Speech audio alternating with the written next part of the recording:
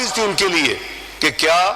ہم P D M کی government, کیا ہم ووٹ آف نو کانفیڈنس کر کے حکومت سنبھالیں، کیونکہ پولیٹیکل کیپٹل تو پتا تھا کہ خرچ ہوگا، لیکن ایک طرف ملک کو بچانا تھا، دوسری طرف سیاست کو بچانا تھا۔ تو ہم نے فیصلہ کیا کہ سیاست کو، میاں نواز شریف صاحب نے فیصلہ کیا کہ سیاست آتی جاتی رہے گی، ملک کو بچانا ہے، اور اللہ کے فضل سے ملک کو ڈیفالٹ سے نکالا۔ وزیر اعظم شہباز شریف صاحب نے دن رات محنت کی، پی ڈی ایم کی گورنمنٹ 16 مہینے کی تھی، الائز نے، اس پہ بلاول بھٹو صاحب تھے، اس میں تمام ہماری مختلف جماعتیں ساتھ تھیں، اور ہم نے دیکھا کہ دنیا ہمیں ہر مہینے ایک نئی تاریخ دیتی تھی، اور کوئی عام لوگ نہیں دیتے تھے، کوئی صرف اکانومسٹ نہیں دیتے تھے، ادارے دیتے تھے، فچ جیسی ایجنسی دیتی تھی کہ جی یہ 30 جون 23 سے پہلے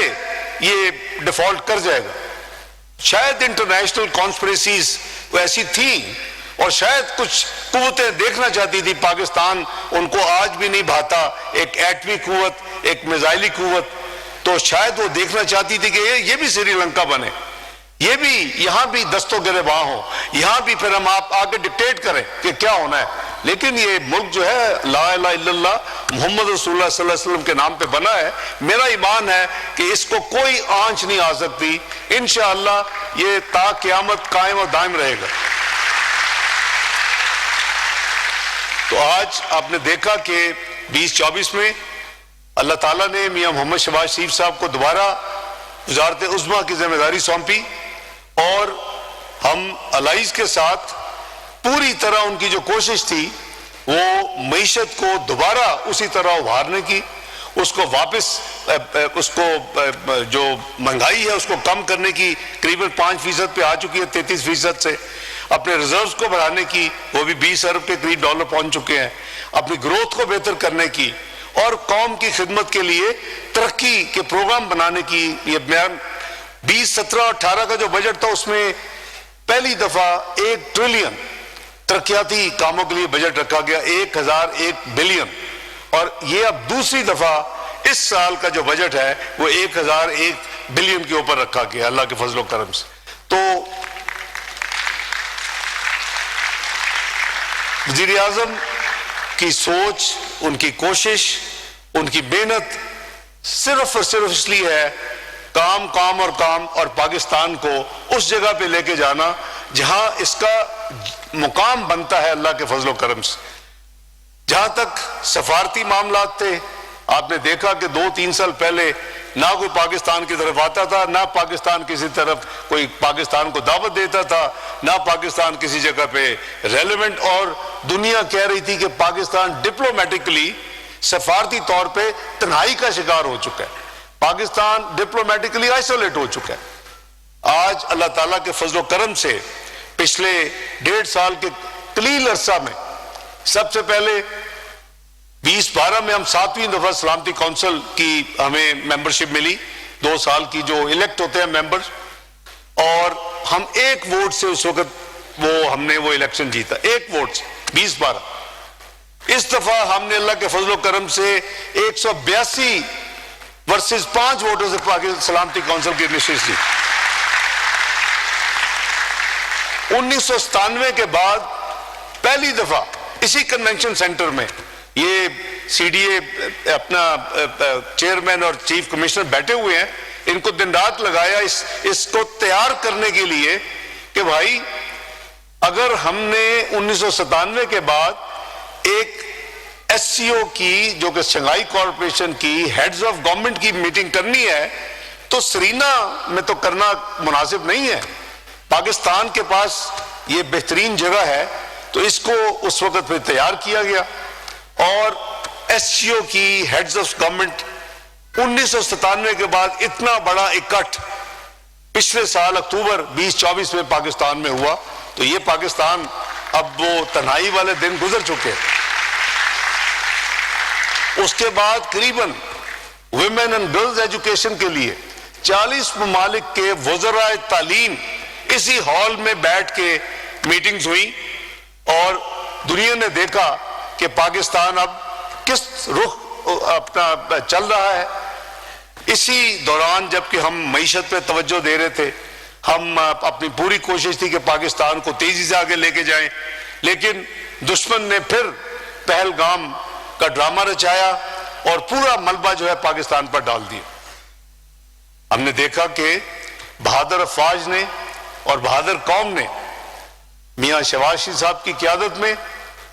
دشمن کو 4 دن کی جو اصل جنگ تھی، ہواؤں میں بھی، فضاؤں میں بھی، زمین میں بھی، اس کو ایسا سبق سکھایا کہ اس کو ابھی تک ہوش اس کی ٹھکانے نہیں آ سکی۔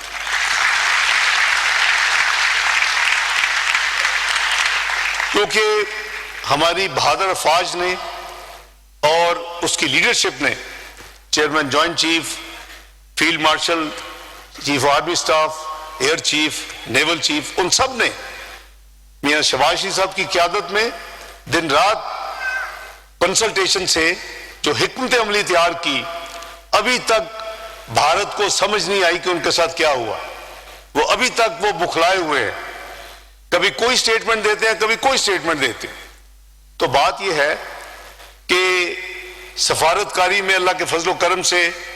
ہم نے اپنا جو فرض تھا ایک مسلم ملک ہونے کے ناطے،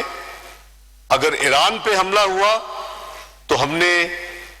ایران کے سفارتکاری کے ساتھ اپنی ذمہ داری نبھائی، اور آج اس کے نتیجے میں ایران جیسا ملک اس نے کہا کہ سب کے دوست اور دشمن ہوتے ہیں۔ ہم نے اس تجربے میں دیکھ لیا کہ ہمارا ریئل فرینڈ کون ہے، اصلی دوست کون ہے، اور وہ پاکستان ہے۔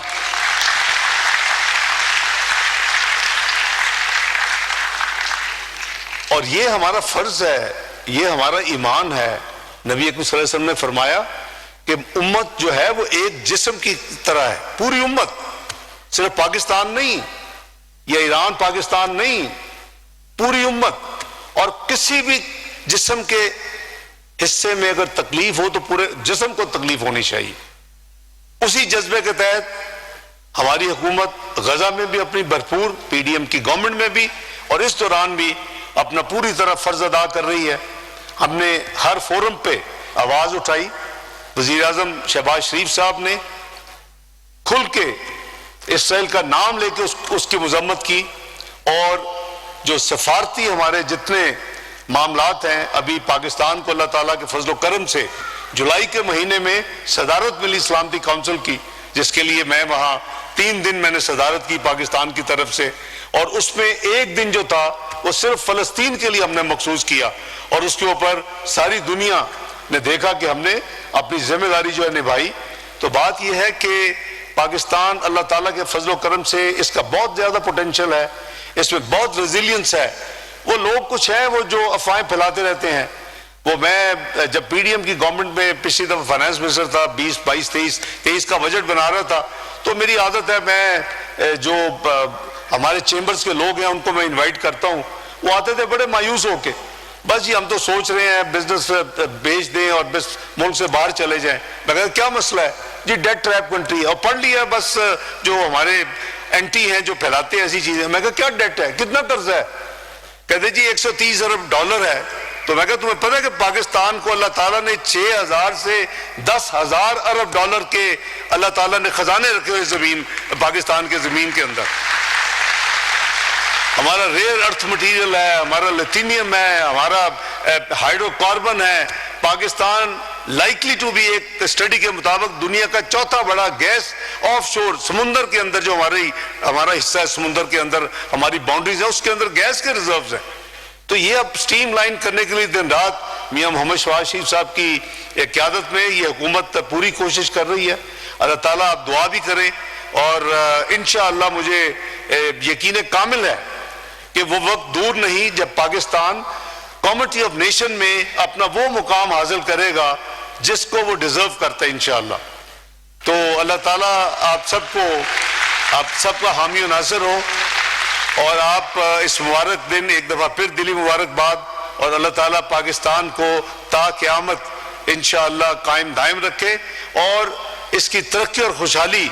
میں اللہ تعالیٰ برکت ڈالے، اور یہ جو زمینی ذخائر ہیں اللہ تعالیٰ ان کو اب ہمیں عطا کرے تاکہ پاکستان کی قوم کی تقدیر بدلے۔ پاکستان زندہ باد۔